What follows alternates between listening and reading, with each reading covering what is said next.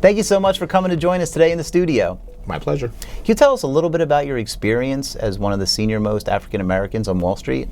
I don't know if I'm one of the senior most, but there are still, by definition, too few.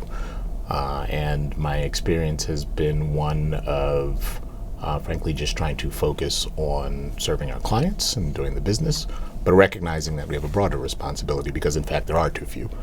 And we've been having this conversation about increasing the representation.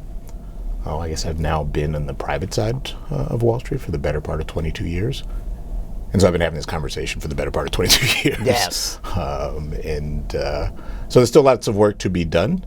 I am somewhat encouraged because we are no longer having conversations about the business case for diversity. Right. And instead the conversations, or there is a recognition now that diverse teams make better decisions. They lower the error rate and ultimately lead to better outcomes for clients.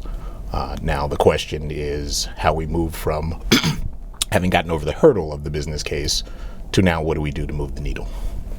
I think that, yeah, and there was actually a book that came out that said, like, great minds think alike and that's bad. And people are definitely trying to avoid groupthink, which they think causes a lot of different problems, Exactly. to your point. Exactly. Now, you give back to the community a lot. I see you belong on a lot of boards, especially in the areas of affordable housing. Mm-hmm. And I was wondering if you could talk a little bit about your passion there. Sure.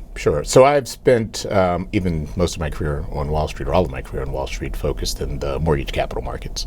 And that harkens even back to my sort of focus on community development and housing in particular for a couple of reasons.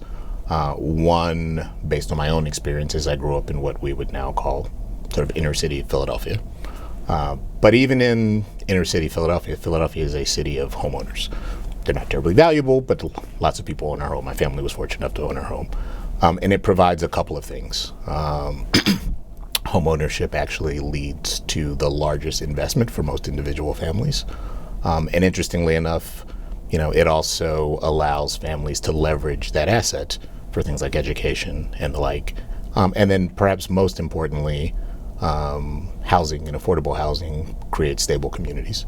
People have a stake in their community, and it provides for all of the things that are attendant to a stable community. And it all starts with affordable, safe, and decent shelter.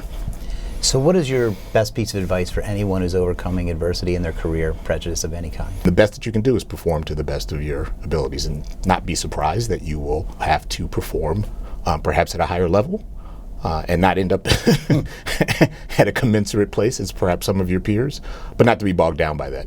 And if you sort of recognize, and not to sort of get on the soapbox, but if you sort of recognize where the continuum of African American professionals are in the workplace, it is, we've made progress. There's lots of work to still be done, but we're only, a few generations really from involuntary servitude. And while that seems a little preachy, I never lose sight of that. Well, thank you so much. We really appreciate your words here today. No, thank you.